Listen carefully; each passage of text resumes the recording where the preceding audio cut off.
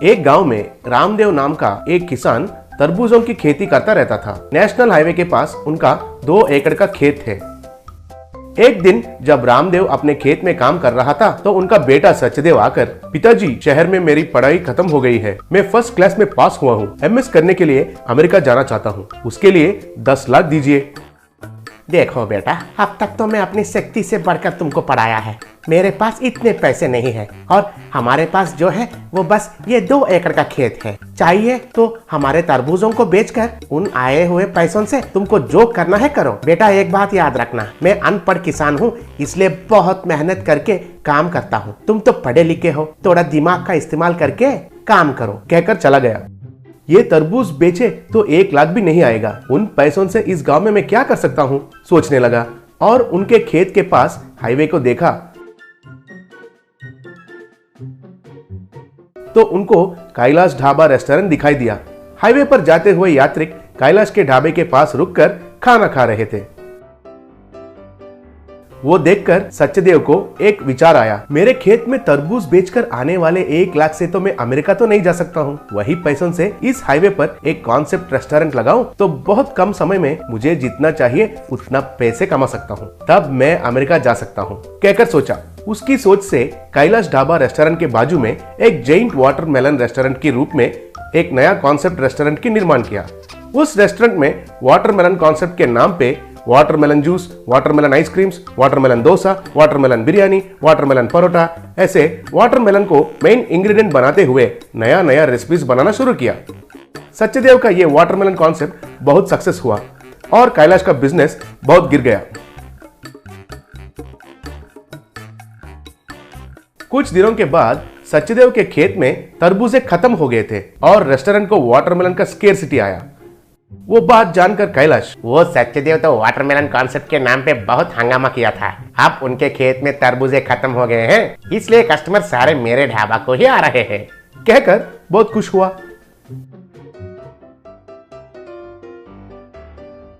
सचदेव तरबूजों के लिए दूसरों के खेत में जाकर, देखिए आपका तरबूजों को मैं जो मार्केट में मिलता है वही रेट को देकर इधर ही खरीदूंगा, आपको ट्रांसपोर्ट का खर्चा बच जाएगा और फायदा होगा, आप मुझे ही बेचिए। किसान खुश होकर ठीक है बेचेंगे कहकर मान गए। दूसरों को खेत में से लाए हुए तरबूजों से वाटरमेलन रेस्टोरेंट का बिजनेस फिर से अच्छा चलने लगा और कस्टमर्स कैलाश के रेस्टोरेंट को छोड़कर उधर जाने लगे। तब कैलाश के आंख लाल हो गए। उस वाटरमेलन रेस्टोरेंट से कस्टमर्स को हमेशा के लिए दूर करना होगा, लेकिन कैसे, सोचकर उस वाटरमेलन रेस्टोरेंट के पीछे इकट्ठे हुए तरबूजों के पास आया। खेतों में छिड़काव करने वाले कीटनाशक को उन तरबूजों के ऊपर छिड़काव किया। अबे ओए सचदेव, अब इन तरबूजों को खिलाओ रे तुम्हारे कॉन्सेप्ट फूड में, तब कस्टमर्स का फूड पॉइजन हो जाएगा और तुमको जोते से मारेंगे। सोचकर कोई देखे बिना उधर से निकल गया। कैलाश को ढूंढते हुए उनका बेटा चिंटू उधर आकर, मेरे पिताजी को इधर आते हुए देखा था, लेकिन इधर तो नहीं है, कहाँ चले गए होंगे, सोचकर उधर उन तरबूजों को देखकर, अरे वाह वाटरमेलन मुझे बहुत पसंद है, कहकर एक वाटरमेलन को तोड़कर खाया और बेहोश होकर गिर गया। सचदेव और बाकी लोग उधर आकर देखे, चिंटू के मुंह से झाग निकलते हुए देखकर, चिंटू को सांप ने काट लिया, डॉक्टर के पास ले जाना है, कहकर चिल्लाया। वो सुनकर कैलाश उधर आकर चिंटू को और वो टूटा हुआ तरबूज को देखकर, अरे बाप रे, मैंने तरबूज के ऊपर छिड़का जहर को मेरे बेटे ने खाया है क्या? ये लोग तो सांप ने काटा है सोच रहे हैं। अगर मैं अब सच नहीं बोलता हूँ, अगर मैं अब सच नहीं बोलूंगा तो मेरे बेटे को गलत इलाज करेंगे, कहकर मन में सोचा और सबके सामने उनकी गलती का स्वीकार किया। तब सब लोग कैलाश को पकड़कर खूब पीटे। सचदेव चिंटू को हॉस्पिटल लेके गया।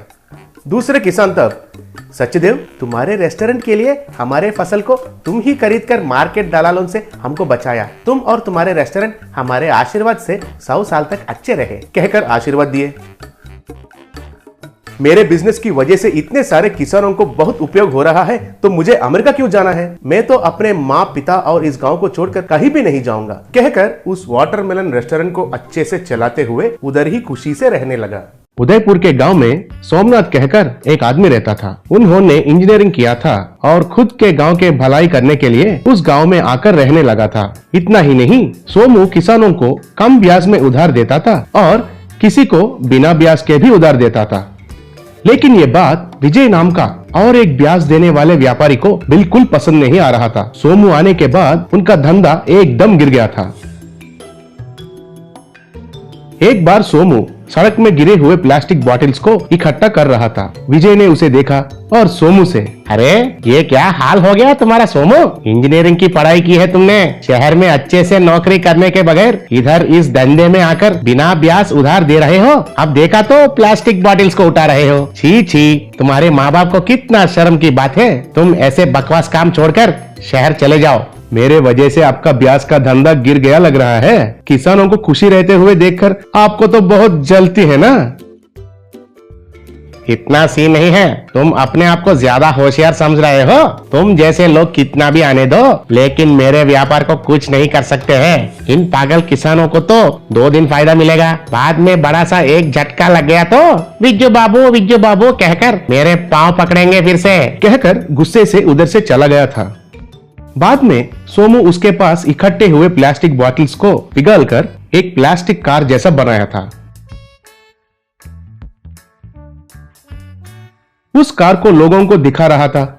फिर सब लोग उसे अजीब से देखने लगे थे। फिर लोगों में से एक, सोमू बाबू ये प्लास्टिक कार कैसे इस्तेमाल होगा? तो बीच में विजय आकर, तेरे साथ के लिए इस्तेमाल होगा। ऐसे काम वाम नहीं करने वाले आदमी कुछ बनाता है और तुम जैसे बेवकूफ पूरा काम धंधा छोड़कर इधर आके उसे देखता है। ये प्लास्टिक कार किसी का भी काम का नहीं है। तुम जैसे लोगों को बेवकूफ बना के पैसे लूटने के लिए ये सोमू कुछ चाल चला रहा है, इसलिए बोल रहा हूँ। इन पढ़े लिखे लोगों को बिल्कुल विश्वास नहीं करना चाहिए। तो फिर क्या तुम्हारे ऊपर विश्वास करना है? इस गांव में तुम कैसे आदमी हो और सोमू बाबू कैसे आदमी है, ये सबको पता है। इधर से निकल जाओ, नहीं तो तुम्हारे बातों के लिए उधार और ब्याज दोनों मिलाकर खिलाएंगे। वो बात सुनकर विजय गुस्से से चला गया था। अब सोमू उस प्लास्टिक कार के बारे में लोगों को अच्छे से विवरण किया। तब सब लोग तालियां बजाने लगे थे। विजय 2 आदमी से मिला था। इस गांव की लोगों को सोमू को देखकर घमंड सर पर चढ़ गया है। परसों को ही किसानों का फसल बेचने के लिए तैयार हो गया है।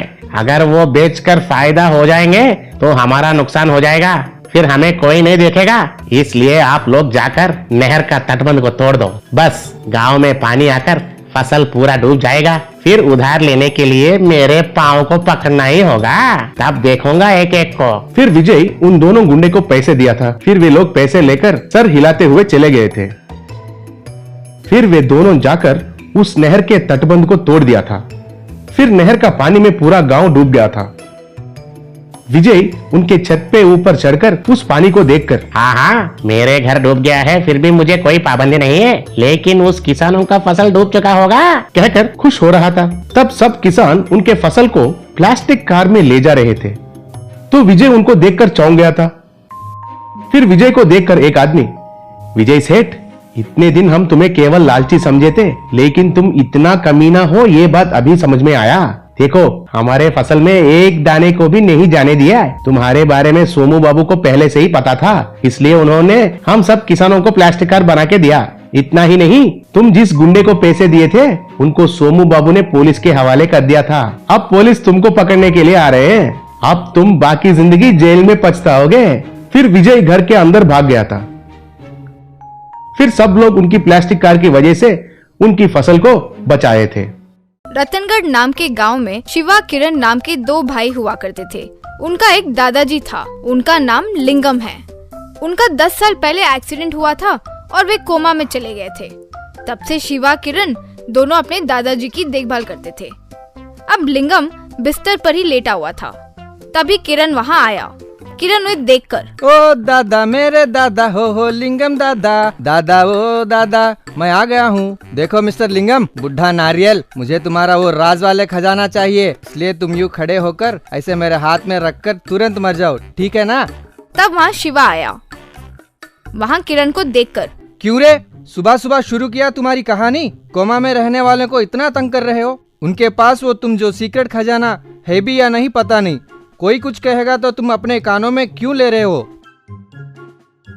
ये रोकोगे क्या अपने ये बचपन वाले गेम्स? कोमा में गए बुढ़े को जितना भी पटा लो वो काम नहीं करता।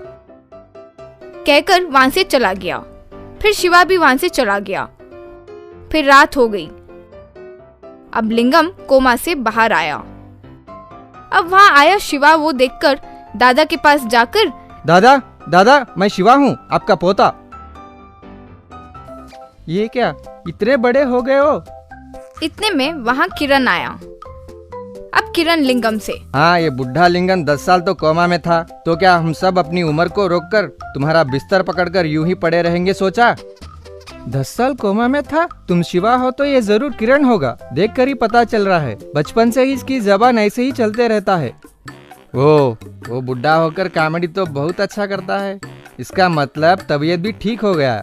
वो सब ठीक है, मजाकिया बुढ़ा, लेकिन सुना है तुम्हारे पास कुछ खजाना है, वो मुझे दोगे तो मैं चला जाऊंगा। रे दादा, अभी तो जागे हैं, पहले हॉस्पिटल लेकर चलते हैं, फिर जो चाहिए मांग लो। इस बुढ़े को अस्पताल वगैरह सब वेस्ट है, बस थोड़ी देर में मरने जैसा है। इसके बीच ही उस पूरे खजाने को हड़पना होगा। तुम इस बीच आए तो तुम भी मार खाओगे रे। अब लिंगम शिवा से, जैसे सोचा कि ये किरण बड़ा होकर 1 नंबर नालायक बनेगा, ठीक वैसा ही हुआ। कहते हुए दादा खांसने लगा। अब वो देखकर शिवा एम्बुलेंस को फोन मिलाया। उनके घर के आगे एक एम्बुलेंस आकर रुकी। उसे देखकर किरण, ओहो, एम्बुलेंस को भी बुला लिए? वाह, इस बुड्ढे को इसमें भेजने के लिए। कहकर वहां पास में एक पत्थर को उठाकर उससे उस एम्बुलेंस ड्राइवर के सर पर जोर से दे मारा। वो पत्थर से एम्बुलेंस ड्राइवर को जोर से लग भी गई। उससे डरकर ड्राइवर एम्बुलेंस लेकर वहां से भाग निकला। अब किरण लिंगम से, रे बुड्ढे, तुम्हें जहाँ भी जाना हो जाओ, लेकिन पहले मुझे वो खजाने के बारे में बताओगे तभी जा पाओगे। रे, मुझे डर लग रहा है और थोड़ा कमजोरी भी हो रही है। अब वो एम्बुलेंस को भी भेज दिया, क्या करे दादा? रे, इससे मेरे लिए एक एम्बुलेंस तैयार करो। शिवा आसपास देखा। उसे फिर आगे एक मैच बॉक्स दिखाई दिया। अब मैच बॉक्स से शिवा जल्दी जल्दी एक एम्बुलेंस बनाया। वो देखकर किरण, क्यों रे बुड्ढे, इस मैच बॉक्स के ऊपर जाओगे क्या? तब दादा अपनी जेब से एक छड़ी निकालकर उस मैच बॉक्स पर घुमाया। बस वो बड़ा सा एम्बुलेंस में बदल गया। तब वो देखकर शिवा किरण दोनों हैरान रह गए। अब शिवा दादा को मैच बॉक्स एम्बुलेंस में बिठाकर ले जा रहा था। तब किरण एक दूसरे कार में राउडीज को बिठाकर उस एम्बुलेंस का पीछा करने लगा। तब दादा के हाथ में वो छड़ी देखकर किरण राउडी से, यही है जिसका मैंने इंतजार किया, वो यही है। रे राउडी, अब हमारा दादा से काम खत्म हो गया, अब तो बुढ़े और उसके पोते को पीट दो। अब राउडी अपने कार को ले जाकर मैच बॉक्स एम्बुलेंस के आगे रोका। मैच बॉक्स एम्बुलेंस रुक गया। अब किरण राउडी सब शिवा के आगे आए। शिवा उन्हें पीट रहा था, लेकिन वो उल्टा शिवा को बहुत मारकर दादा के पास गए। दादा तब तुरंत अपने हाथ में रखे छड़ी से किरण और उन राउडी को एकदम छोटे कद में बदल दिया। वो देखकर किरण, रे दादा, ये तो धोखा है, मुझे वो छड़ी दो, बड़ा करो। रे नालायक, छोटे से मैच बॉक्स को इतना बड़ा किया तो तुम कौन सी राय का पहाड़ हो जो मैं छोटा नहीं कर सकता? वैसे खजाना चाहिए तो उसके लिए योग्य होना जरूरी है, वो शिवा के पास ही है। कहकर अपने हाथ में रखे छड़ी को शिवा को ही दे दिया। किरण राउडी अब भी छोटे कद के लोग बने हुए थे और उसकी तरफ देखकर छोड़ दीजिए, छोड़ दीजिए, चिल्ला रहे थे। अब दादा शिवा मैच बॉक्स एम्बुलेंस में चढ़कर चले गए।